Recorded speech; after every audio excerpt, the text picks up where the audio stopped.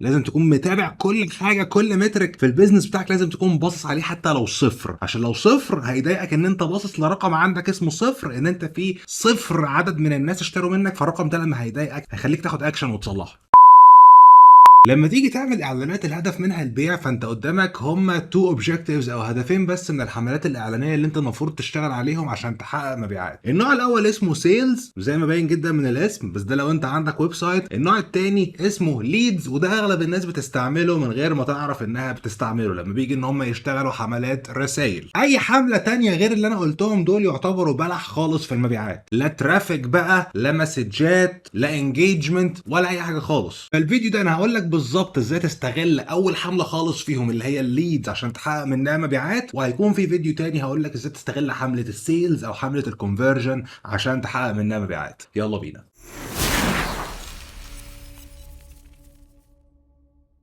يا مساء يا جماعه، ازيكم؟ ايه الاخبار؟ معاكم اسلام صلاح. في القناه احنا بنتكلم عن كل ما هو متعلق بازاي تعمل اونلاين بزنس ناجح. فلو انت اول مره هنا ما تنساش تكسر زر اللايك واعمل سبسكرايب ودوس على الجرس عشان ما يفوتكش كل جديد اول ما ينزل. طبعا لما بنيجي نقول ليد جنريشن، فالهدف من الحمله دي هو ان احنا نجمع بيانات العملاء المحتملين. واحد هيجي يقول لي اسلام طب انا مش عايز اجمع بيانات العملاء، انا عايز ابيع وخلاص، فيقوم عامل حمله رسائل مثلا، والهدف من حمله الرسائل ان هو يقعد يرغي او يرد على اسئله الزبون، وفي الاخر الزبون يا يشتري يا ما يشتريش، وتخلص الريليشن شيب بالمنظر ده. وبعد كده تيجي الناس تقول اسلام الاعلانات عندي غاليه، انا مش عارف ازاي اقلل تكاليف الاعلانات بتاعتي. اقول له طب ما تيجي نستخدم استراتيجيات تانية، اديني مثلا البيانات بتاعت الناس اللي تواصلت معاهم، والاقي مثلا ان هو عامل عشرات الالاف حرفيا من الرسائل ما بينه وبين العملاء بتوعه، ومش مجمع الليست دي في اي مكان. اجي اقول له طب احنا عايزين نعيد استهداف الناس دي، طب انت لو عندك عروض تانية عايز تقدمها للناس دي، طب لو انت عايز تعمل جمهور مشابه للناس اللي انت عارف انها اشترت منك دي بحيث تبيع للناس المشابهه ليهم، الاقي ان كل ده بلح. فعشان كده لما بنيجي نقول هنا الليد جنريشن، فالهدف من الحمله دي هو ان انت ما بتركزش على البيع او ان انت تجمع رسائل وخلاص، لان الرسائل وخلاص ما بتاكلش عيش، لكن ان انت تجمع بيانات الناس دي في فورم او في شيت، بحيث تقدر ان انت بعد كده يا اما تتواصل معاهم تليفونيا، يا اما تعمل كاستم اودينس او جمهور مخصص وتعيد استهدافهم باوفرات جديده عندك عشان تزود الافريج اوردر فاليو او تزود متوسط القيمه بتاع العميل، او ان انت تعمل جمهور مشابه للناس اللي انت عارف انها قيمه بالفعل دي وتستهدف الناس اللي هي المشابهه دي. وطبعا لما هنيجي نتكلم عن الليد جنريشن، ففي شكلين من الليد جنريشن. اول شكل خالص ان الناس بتملى فورم او استماره وبعد كده انت بتتواصل معاهم، او ان انت بتفتح كونفرزيشن او رساله برضو معاهم للناس اللي هي بتحب جدا الرسائل، ففي اوبشن ان انت تجمع بيانات الناس من خلال الرسائل. بس اللي هو هنا انت ما بتفتحش رساله من باب الرساله، انت بتفتح رساله من باب ان انت تجمع بيانات الناس دي وبعد كده ترد على الرساله، او ان انت تبتدي تتواصل معاهم وتعمل لهم اوفرات اخرى فيما بعد، بس لازم تحتفظ بالبيانات دي. خلينا نروح دلوقتي على الادز مانجر ونشوف ازاي نعمل الحاجات دي مع بعض بالتفصيل. طبعا اول ما بتروح على الادز مانجر هتعمل كرييت عادي جدا، وهتلاقي هنا الهدف بتاعك اللي انت عايز تعمله بقى هو ليدز. لو انت محتار انت عايز تعمل ايه، هتلاقي فيه فوق فايند يور اوبجكتيف، وطبعا اللي انت كنت دايما بتعمله في الغالب كان بيبقى مسجز. لو انت اخترت مسجز هيجيب لك انجيجمنت، احنا مش عايزين انجيجمنت، احنا عايزين نجمع بيانات العملاء المحتملين اللي هم ليدز. هندوس بعد كده على كونتينيو واعمل طبعا مانيوال ليدز كامبين، وخلينا ندوس على كونتينيو هنا. ما تنساش تسمي الحمله بتاعتك ارجوك، عشان كتير جدا كنت بدخل في استشارات مع عملاء والاقي نيو ليدز، نيو ليدز 1، نيو ليدز 2، نيو ليدز 10، طب دي بتاعت ايه ودي بتاعت ايه ودي بتاعت ايه. فاحسن حاجه انت ممكن تعملها في التسميه ان انت تقول الاوبجكتيف بتاع الحمله اللي هو ليدز، ومثلا الدوله المستهدفه اللي هي مثلا مصر، او لو انت مستهدف السعوديه مستهدف اي دوله، وطريقه توزيعك للميزانيه بتاعتك اللي هي اي بي او او سي بي او. كان في فيديو تاني انا عامله عن الفرق ما بين الاثنين، هي السي بي او اتغيرت بس اسمها بقت ادفانتج كامبين بادجت، لكن انت هتخلي دي مقفوله لو انت عايز تعمل تيست عشان الميزانيه تتوزع على المجموعات الاعلانيه بتاعتك. فهنحط دي هنا اي سي بي، وهننزل بعد كده على المجموعه الاعلانيه بتاعتك. طبعا انت تقدر هنا تعمل انستنت فورم، او تقدر ان انت تعمل ماسنجر، او تقدر انت تعمل انستنت فورم اند ماسنجر. وبما ان كان في فيديو تاني انا عامله عن الانستنت فورم، فخلينا نعمل الفيديو ده عن تجميع بيانات العملاء المحتملين عن الماسنجر. الفيديو التاني انا هسيبه لكم فوق تقدروا تروحوا تشوفوه. خلينا نختار ماسنجر من هنا. هتختار البيج بتاعتك. طبعا هتلاحظ هنا ان الهدف بتاعك هنا بيجمع لك اكبر عدد من الليدز، فما تجيش تقول لي الرسائل قلت يا اسلام او سعر الرساله ازاي ده؟ انت ما يهمكش سعر الرساله، انت يهمك العميل اللي بيجي لك من ورا الرساله، وده الهدف من حمله الليد جنريشن، انها تجيب لك اكبر عدد ممكن من العملاء المحتملين الكواليفايد،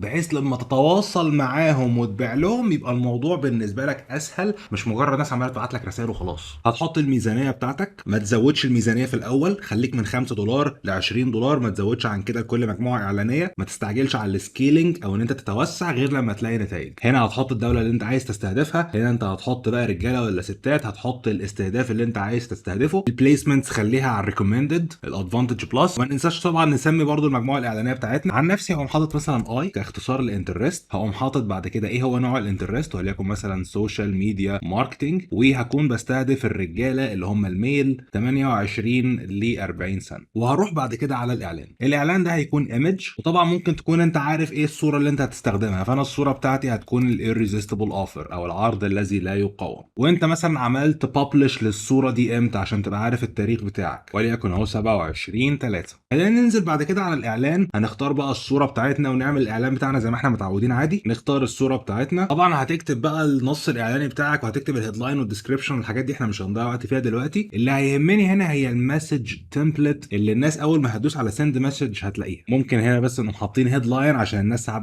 بتنسى الهيدلاين، الفت الانظار بعرضك الذي لا يقاوم، وعاملين سند مسج. وخلينا بقى نعمل تمبلت اللي هي الناس المفروض هتملاها اول ما تيجي تبعت لنا رسائل. طبعا الهدف من الرساله لما نيجي نفكر في الموضوع بشكل استراتيجي، اول حاجه ان احنا نجاوب على تساؤل معين عند الناس بيدور في دماغ الناس، وبعد كده ناخد البيانات بتاعت الناس دي بحيث نقدر ان احنا نتواصل معاهم بعد كده سواء من الماسنجر او من خلال تليفون ونبيع لهم حاجه معينه. فهنقوم دايسين على كرييت هنا، والويلكم مسج بتاعتنا هنقول مثلا اهلا، نعمل فيرست نيم برجاء الاجابه عن الاسئله الاتيه كي يمكننا مساعدتك. يجي بقى في الاسئله، طبعا السؤال الاول اللي انت عايز تساله ايه هي المشكله اللي عنده اللي محيراه واللي انت تقدر تساعده فيها. انا بس هنظف الدنيا الاول كده وهمسح الاسئله اللي هو عاملها دي، وهاجي هنا هعمل اد كويستشن وهعمل كاستم كويستشن، وهاجي هنا ما هي المشكله التي تواجهك، وهنقول بقى ايه الخيارات اللي هو ممكن يختار منها: الاستهداف، عمل عرض جذاب، التسعير. اسرح بخيالك زي ما انت عايز، شوف ايه المشاكل اللي انت تقدر تحلها للعميل. لو مش عارف ايه المشاكل روح اسال الذكاء الاصطناعي، هتلاقي في فيديوهات هنا كتير على القناه، روح اتفرج عليها. وممكن تقول له accept other answers عشان لو هو برضه عنده مشكله تانية يقول لك عليها. هنمسح التاون او السيتي دي، مش هتهمك في حاجه غير لو انت بتعمل بيزنس محلي مثلا، فهتبقى ساعتها عايز تعرف المدينه، لكن انا ما تهمنيش هنا. وهعمل كاستم كويستشن هنا، وهقول اليوزر انفورميشن، وهختار الفول نيم عشان تاخد اسم الشخص. ما هو اسمك؟ وهنعمل كويستشن تاني وهنسميه مثلا الفون نمبر او الايميل على حسب انت هتتواصل مع الشخص ده ازاي. فلو قلنا مثلا الفون نمبر كده يعتبر احنا خلصنا. لو انت عايز تحط الايميل كمان هتحط الايميل. الكومبليشن مسج اللي هي الرساله اللي هتطلع لهم بقى اول ما يخلصوا. البرايفسي بوليسي اللي هي سياسه الخصوصيه، ودي انت لازم تحطها. لو انت عندك موقع هتاخد اللينك بتاع سياسه الخصوصيه عندك من الموقع، لو ما عندكش موقع هتروح على جوجل وهتكتب برايفسي بوليسي لينك جنريتور، وهتدخل على اول حاجه اللي هي فري برايفسي بوليسي جنريتور، وهتيجي هنا بس تقول له ان انت اب مش ويب سايت عشان ما يطلبش منك لينك الويب سايت، وهتمشي في الخطوات هتلاقي هم خطوتين هتمشي فيهم، هيديك في النهايه لينك زي اللي انتوا شايفينه ده، تقدر انت تاخده كوبي بيست وتحطه هنا. اهم حاجه بس قبل ما نقفل الفورم على كده، تعالى في الادفانسد هنا وهتلاقي فيه ريمايندر عشان الناس اللي هي ما ملتش الاسئله، ودي هتساعدك ان انت تزود عدد الليدز اللي بتجيلك باكبر شكل ممكن، وتقلل تكلفه الليد، لان في ناس ساعات ممكن يجي لها حاجه فما تكملش الفورم او تكمل اجابه على الاسئله. فهنقول له لقد شرفت على الانتهاء، وسمي بعد اذنك التمبلت ده حاجه تقدر تساعدك توصلها تاني. ابوس ايدك، عشان كتير برضو ادخل مع ناس الاقي اوتوميتد شات 27/3 28/3 28/3 كوبي 29/3 29/3 كوبي 29/3 كوبي كوبي كوبي. مش كده يا جماعه. هنقول مثلا مسج فور بروبلمز اللي هي الاربع مشاكل اللي احنا ذكرناهم، وهقول التاريخ اللي هو 27/3، وهعمل كده سيف اند فينش. كده الناس لما هتدوس على سند مسج هتروح ساعتها عندك هنا هتلاقي الحاجات دي كلها، هتختار المشكله اللي بتقابلها، واللي في العادي الناس بتقف لحد هنا، لا هنا بقى هتلاقي الاسم وهتلاقي رقم التليفون، بحيث ان انت تاخد البيانات دي وتقدر انت تتواصل معاهم بعد كده، او يبقى عندك الداتا دي. هتقول لي اسلام طب انا مهم بقى ان انا اقعد اخد الداتا دي كل شويه انزل الداتا دي مانيوال واقعد واخدها كوبي بيست واتواصل معاها؟ اقول لك لا، في طريقه هتساعدنا نعمل الموضوع ده بشكل اوتوماتيك. هتروح على اي بي اي واي، هتروح هنا بقى على ماي ابس، وهتلاقي في عندك هنا فيسبوك ليد هنختارها، وهنختار الجوجل شيت عشان احنا عايزين ناخد البيانات اللي جات لنا من الاعلان ونبعتها على جوجل شيت مباشره، بحيث يبقى انت عندك شيت مليان كده داتا واسامي حلوه جدا تقدر تتواصل بيهم على طول، وتقدر انت تتبعها وتقدر تعد استهدافهم بعد كده باوفرات ثانيه. اعمل كونكت، قول له كونتينيو طبعا باكونت الفيسبوك بتاعك. تعالى بعد كده على ماي ابس تاني وهتروح على جوجل شيت هتعمل لها كونكت هي كمان. لما هتعمل ساين ان بجوجل اتاكد بس ان انت عامل صح على كل ده عشان تقدر تعدل في الشيت ودوس كونتينيو كده انت ربطت الاثنين ببعض. بعد كده هنعمل كرييت اواي، هتقول له التريجر ايه هو نوع يا ترى التريجر اللي انت عايزه يحصل او ايه الحاجه اللي هتخلي الاسامي تتبعت. فهنقول له هنا ان انت في عندك فيسبوك ليد، ايه يا ترى الاكشن اللي هيحصل؟ ان في نيو ليد. طب البيج بتاعتك ايه؟ الفيسبوك بيج بتاعتنا هتقول له الفورم بتاعتك اللي هي مسج فور فورمز اللي احنا عملناها اهي. رحت انا بعد كده على جوجل شيت عملت بس شيت حطيت فيه العناوين بتاعتي اللي هي الاسم رقم التليفون والتايم اللي جالي فيه الليد ده عشان ابقى عارف الليد ده جالي امتى يا ترى فما اتاخرش عليه في الرد، ويا ترى انا كلمته ولا لا، رد عليا ولا لا، اشترى مني ولا لا. لازم تكون متابع كل حاجه، كل مترك في البيزنس بتاعك لازم تكون باصص عليه حتى لو صفر، عشان لو صفر هيضايقك ان انت باصص لرقم عندك اسمه صفر ان انت في صفر عدد من الناس اشتروا منك، فالرقم ده لما هيضايقك هيخليك تاخد اكشن وتصلحه. هتقول له الاكشن بقى بتاعك تاني ان هو جوجل شيت. الاكشن بتاعك ايه؟ هنقول له ان احنا عايزين نعمل سبريد شيت رو جديد سطر جديد وهنعمل تيست. بعد كده عملنا ابديت افيلبل فيلدز وهنختار السبريد شيت بتاعنا، هناخد الليدز شيت والورك شيت بتاعنا اللي هو شيت رقم 1. لحد هنا المفروض انت هتاخد بقى البيانات اللي هي في الجوجل شيت وتقول ايه اللي بيناظرها من الليد فورم. بس احنا لغايه دلوقتي هنلاقي ان مفيش حاجه هنا، هيقول لك ان مفيش اي داتا موجوده لان مفيش حد مالى الليد فورم بالفعل، فاحنا عايزين نملى الليد فورم. هتقول لي طب هنملى الليد فورم منين يا اسلام ومفيش حد لسه ما شغلناش الاعلان؟ اقول لك هتروح على جوجل وهتكتب ليد فورم تيستنج تول وهتدخل على اول لينك خالص هيطلع لك وهتلاقي في حاجه اسمها يوز ذس تول، هتدوس عليها اختار البيج بتاعتك. طبعا الفورم لقيناها طلعت على طول وهندوس على كرييت ا ليد، كده في ليد اتبعت كاننا عملنا اعلان بالظبط. فلما هنروح تاني على اي بي اي واي وهنعمل ابديت افيلبل فيلدز هنلاقي ان انت بقى عندك هنا التايم اللي هو الوقت اللي الناس مالت الفورم فيه، هتلاقي فيه المشكله اللي بتواجه الناس الاسم رقم التليفون. فانا برضو ممكن اقوم حاطط هنا اقول مثلا بروبلم المشكله. اجي تاني هنا على اليمين هعمل تيست وهعمل ابديت افيلبل فيلدز وهعمل هنا الشيت بتاعنا شيت رقم 1. اقول له بقى التايم ده اللي هو الكرييتد تايم، النيم ده اللي هو ما هو اسمك، الفون ما هو رقم تليفونك، البروبلم ما هي المشكله دي تواجهها. اعمل تيست بعد كده وهنا بيقول لي ان انا ما دخلتش البيج ولا الفورم ما اعرفش ازاي، فهنختارهم تاني هنعمل تيست وهنعمل اكتيفيت. كده بقى لو رحنا على الليد تيستنج تول بتاعتنا وعملنا ديليت للليد ده وعملنا ليد جديد كرييت ليد ورحنا على الشيت، فزي ما انتم شايفين هتلاقي ان هو قام حاطط لك بيانات الناس كأن حد ملى الليد فورم بالظبط. لما هتيجي بقى تبص للشيت ده بعد كده هتقول ده في فلان الفلاني عنده مشكله معينه. فكده بقى تخيل ان انت عندك تيم مبيعات او انت بتتواصل مع العملاء عشان تحل لهم مشاكلهم، فتخيل بقى ان انت بقى عندك رقم التليفون بتاع الشخص وعندك المشكله اللي بيواجهها، هتقوم مكلمه يا ترى انا كولد الشخص ده يس مثلا، طب هو انسرد يس، طب الشخص اللي بعده نو ما ردش، طب الشخص ده رد، طب هل هو اشترى يس، طب هل هو ما اشتراش نو، طب الشخص اللي ما اشتراش ده هل ممكن اعمل فولو اب معاه بعد كده عشان اقنعه بالشراء او باوفرات تانية، او مثلا